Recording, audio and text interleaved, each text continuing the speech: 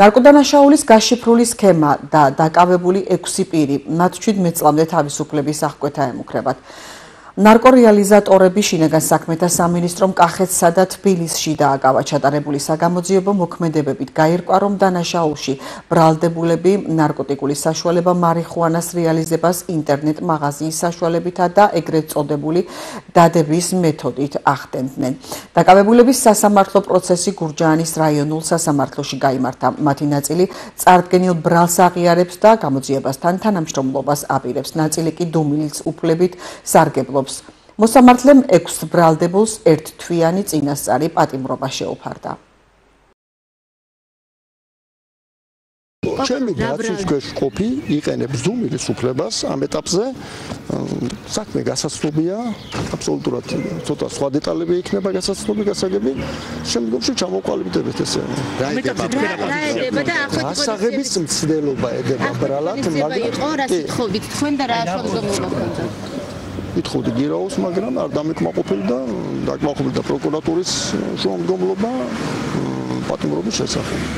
დღეს გურჯაანის რაიონულ სასამართლოში განიხილებოდა პროკურატურის შუამდგომლობა 6 ბრალდებულის მიმართ აქვედი ღონისძიების სახით პატიმრობის გამოყენების შესახებ. ბრალდებულებს ბრალი ედებოდათ განსაკუთრებით დიდი ოდენობით ნარკოტიკული საშუალების, გამომშრალი მარიხუანის, უკანონო შეძენა შენახვის, გასაღების მომზადების და გასაღების მცდელობის ფაქტებზე. ბრალდების ხარი დღევანდელ სასამართლოს ხდომაზე მიუთითებდა, რომ ბრალდებულებისგან არსებობდა ახალი დანაშაულის, მტკიცებულებების განადგურების და მიმავლის საფრთხეები. სასამართლომ ბრალდების ხარის აღნიშნული მსჯელობა სრულად გაიზიარა, სრულად დააკმაყოფილა ბრალდების ხარის აღნიშნული მოთხოვნა და ბრალდებულებს აქვედი ღონისძიების სახით შეუფარდათ პატიმრობა.